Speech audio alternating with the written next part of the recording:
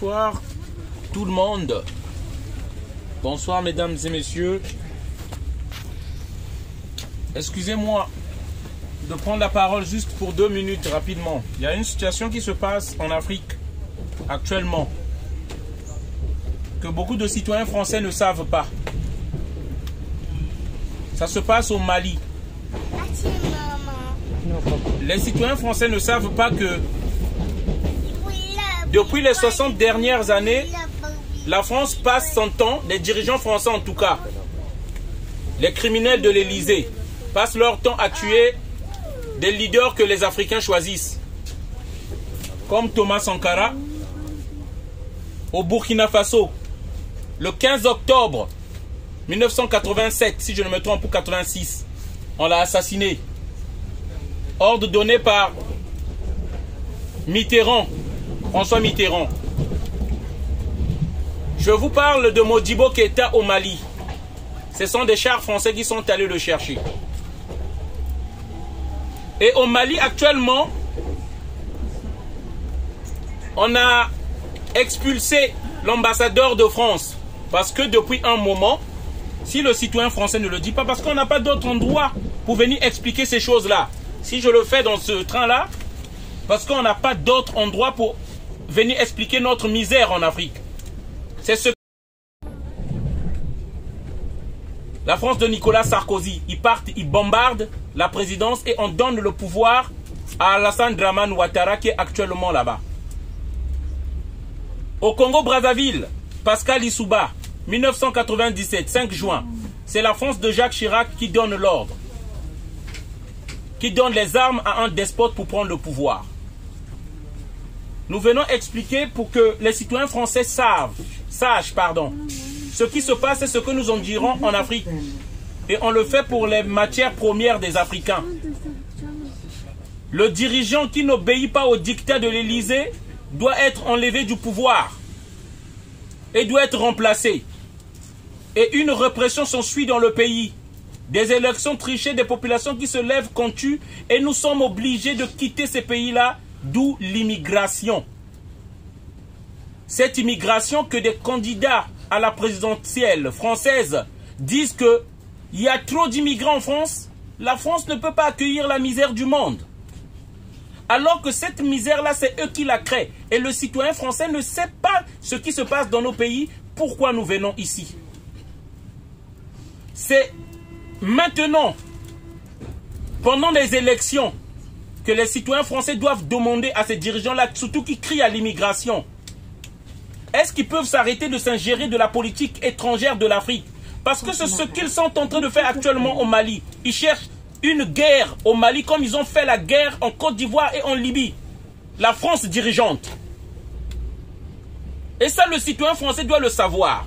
Je vais terminer par dire, ce train-là fonctionne grâce à l'uranium qu'on prend au Niger, pendant que les Nigériens eux-mêmes, ils n'ont pas l'électricité. Et on tue le peuple nigérien. Il y a 5 mois, 4 mois de cela, l'armée française a tiré sur des Nigériens qui manifestaient. Ça, on n'en parle pas.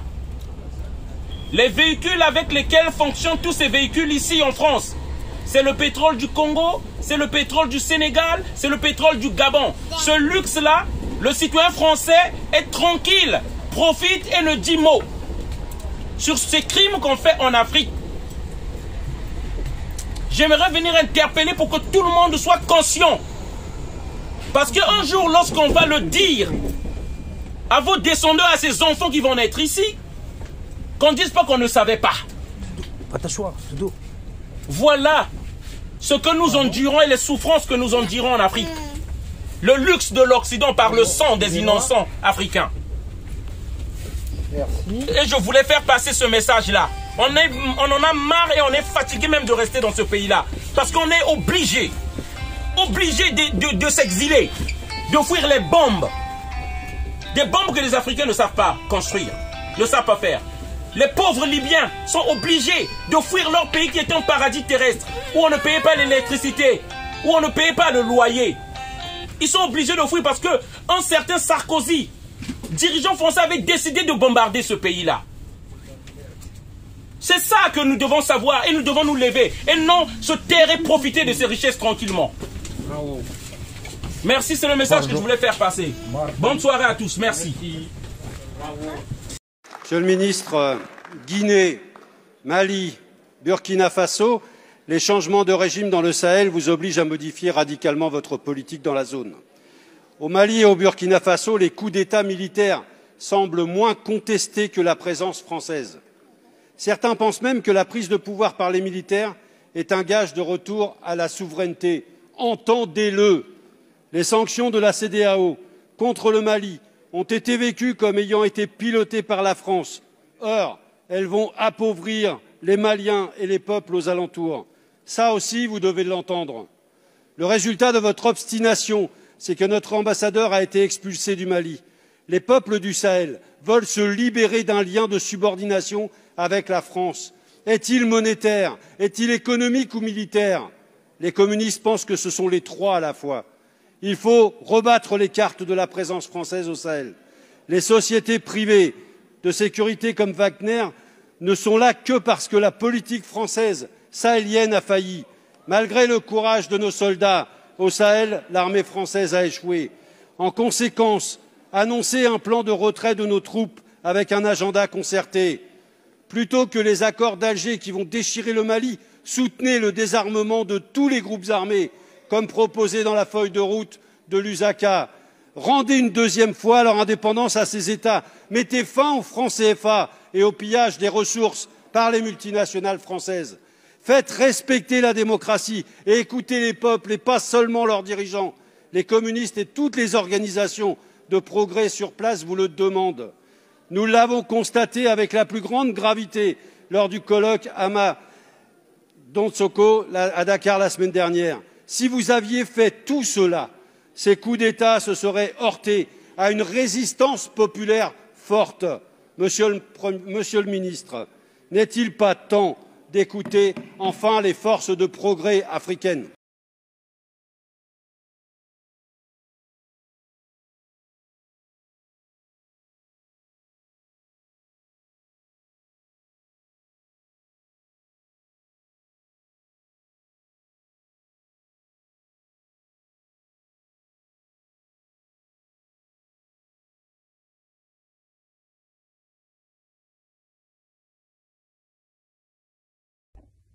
Africaine, Africain, bonjour. L'Afrique s'éveille, l'Afrique se lève et l'Afrique se redresse. Et ici, dans la diaspora africaine en France, il y a un grand événement le 5 mars. Le 5 mars 2022, l'Afrique va faire une démonstration de sa force économique. Elle va se rassembler, elle va s'organiser pour être un poids économique et financier. Cette idée me réjouit, chers amis. Si nous sommes un poids économique et financier, nous devenons automatiquement une force politique. Nous octroyons automatiquement une respectabilité. Oui, quand tu as un poids économique, tu es respecté. Quand tu as un poids économique, quand tu es un poids économique, quand tu es un poids financier, ta voix compte lors des élections. Ta volonté compte lors des élections. On te respecte. N'oubliez pas que c'est celui qui tient les finances, qui tire les ficelles. Donc, si nous aussi, à l'instar de d'autres communautés, nous devenons une force économique, nous devenons une grande force financière, nous pouvons imposer nos volontés. Voilà pourquoi le 5 mars 2022, Donald et son équipe organisent une grande soirée événementielle qui va nous permettre de jeter les bases d'une organisation financière économique qui va nous permettre d'être importants ici en France. Donc cette soirée, autant elle sera ludique, amusante, autant elle sera également business. Nous allons joindre l'utile à l'agréable. Voilà pourquoi, Africains, Je t'invite à l'appel de Donald et son équipe le 5 mars 2022 pour que nous soyons nombreux, très nombreux à cette soirée-là, puisque c'est un événement exceptionnel qui va s'y dérouler. Donc, je compte sur vous. Vous avez vu ce qui se passe au Mali? L'Afrique se lève en Afrique. Il faudrait que l'Afrique se lève ici en France. Je vous remercie et à très bientôt.